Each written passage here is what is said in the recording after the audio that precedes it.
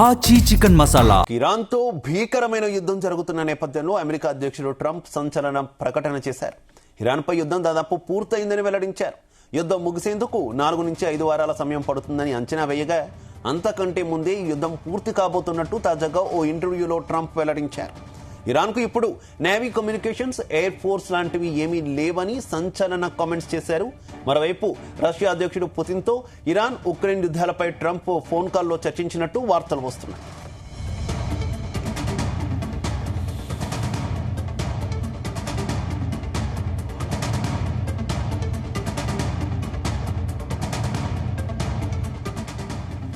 ఇక ట్రంప్ చేసిన వ్యాఖ్యల నేపథ్యంలో క్రూడ్ ఆయిల్ ధర దిగివచ్చింది. బ్రెంట్ క్రూడ్ బ్యారెల్ $88 పడిపోయింది. నిన్నటితో పోలిస్తే 23% తగ్గినట్టు తెలుస్తోంది. ఆయిల్ ధరలను నియంత్రించేందుకు ట్రంప్ అన్ని ఆప్షన్లను పరిశీలిస్తున్నట్టు వైట్ హౌస్ వెల్లడించింది. ఇదిలా ఉండగా ఇరాన్పై దాడులు ప్రారంభమైనప్పటి నుంచి ఆయిల్ ధరలు 50% పెరిగాయి.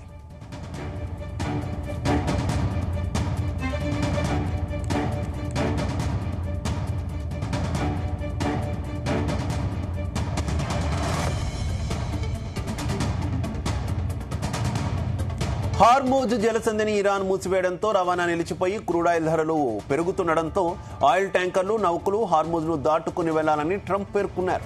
కొంచెం ధైర్యం చూపండి, భయపడాల్సిన అవసరం ఏముంది? ఇరాన్కు నేవీ లేదు, మేం అన్ని నౌకలను ముంచేశామన్నారు Trump. As we continue Operation Epic Fury, we're also focused on keeping energy and oil flowing to the world. And I will not allow a terrorist regime to hold the world hostage and attempt to stop the globe's oil supply. And if Iran does anything to do that, they'll get hit at a much, much harder level. I will take out those targets that were easy and that I mentioned just before. We'll take them out so quickly, they'll never be able to recover, ever. If they want to play that game, they better not play that game. In the long run, oil supplies will be dramatically more secure without the threat of Iranian ships, drones, missiles, nuclear menace. Stronger and our countries. పశ్చిమాసియాలో యుద్ధ మేఘాలు మరింతగా ముదురుతున్నాయి. Iran కేంద్రంగా సాగుతున్నటువంటి దాడులు Gulf దేశాలను ఉక్కిరి బిక్కిరి చేస్తున్నాయి. తాజాగా ఇరాక్ పరిధిలోని కుర్జిస్తాన్ రీజియన్లో ఉన్నటువంటి యునైటెడ్ అరబ్ ఎమిరేట్స్ కాన్సులేట్ పై డ్రోన్ దాడి జరగడం అంతర్జాతీయంగా కలకలం రేపింది. ఈ పరిణామాల నేపథ్యంలో యుఏఈకి ఆస్ట్రేలియా అండగా నిలిచింది. అత్యాధునిక గగనతల క్షిపణులను సరఫరా చేయడంతో పాటు నిఘా విమానాలను రంగంలోకి దించుతున్నట్టు ఆస్ట్రేలియా ప్రకటించింది.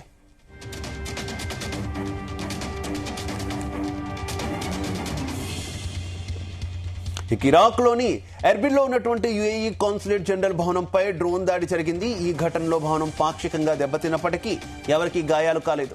ఈ దాడిని యుఏఈ విదేశీ వ్యవహారాల శాఖ తీవ్రంగా ఖండించింది. అంతర్జాతీయ దౌత్య నిబంధనలను ఉల్లంఘిస్తూ సాగుతున్న ఇటువంటి చర్యలు ప్రాంతీయ భద్రతకు ముప్పుగా పరిణమిస్తాయని ఆందోళన వ్యక్తం చేసింది. బాధ్యులెవరో తేల్చేందుకు దర్యాప్తు జరపాలని స్థానిక అధికారులకు ఆదేశాలు జారీ చేసింది.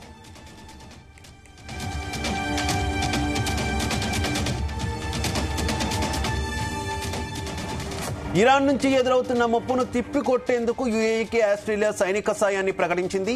అత్యాధునిక advanced medium range air to air క్షిపణులను యుఏఈకి పంపనున్నట్టు ఆస్ట్రేలియా ప్రధాని యాంటోనీ ఆల్బనీస్ రక్షణ మంత్రి రిచర్డ్ మార్లెస్ వెల్లడించారు. గల్ఫ్ ప్రాంతంలో చిక్కుకున్న తమ దేశ పౌరులను సురక్షితంగా వెనక్కు తీసుకురావడానికి గగనతలం సురక్షితంగా ఉండడం అత్యవసరమని వారు అభిప్రాయపడ్డారు. ఇప్పటి వరకు యుఏఈ సుమారు 1500కు పైగా క్షిపణులు, డ్రోన్లను విజయవంతంగా అడ్డుకుందని, పౌర భద్రత దృష్ట్యా ఈ సాయం చేస్తున్నట్టు స్పష్టం చేశారు.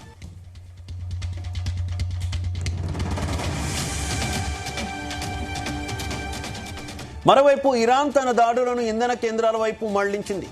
బహ్రెయిన్లోని ఆల్ మామ్మీర్ చమురు శుద్ధి కర్మాగారంపై జరిగినటువంటి దాడిలో అక్కడ భారీగా మంటలు చెలరేగాయి. దీంతో బహ్రెయిన్ ప్రభుత్వ ఇంధన సంస్థ బాబ్కో ఫోర్స్ మెజ్యూర్ ప్రకటించింది.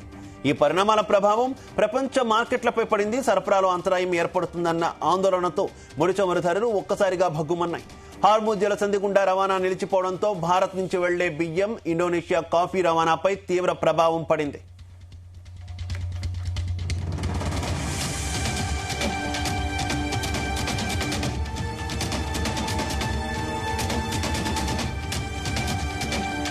అమెరికా అధ్యక్షుడు డొనాల్డ్ ట్రంప్ ఈ ఉద్రిక్తతలపై స్పందిస్తూ ఇరాన్తో యుద్ధం అతి త్వరలోనే ముగుస్తుందని ఆశాభావం వ్యక్తం చేశారు. అయితే ఇరాన్ రెవల్యూషనరీ గార్డ్స్ మాత్రం దీనికి భిన్నంగా స్పందించాయి. యుద్ధం ఎప్పుడు ముగియాలో అమెరికా కాదు తామే నిర్ణయిస్తామని సవాల్ విసిరాయి. కాగా నిత్యావసరాల ధరలు పెరగకుండా దుబాయ్ ప్రభుత్వం పగడ్బందీ చర్యలు చేపట్టింది. వచ్చే కొన్ని నెలల వరకు సరిపడా ఆహార నిల్వలు ఉన్నాయని, ప్రజలు ఆందోళన చెందవద్దని పేర్కొంది.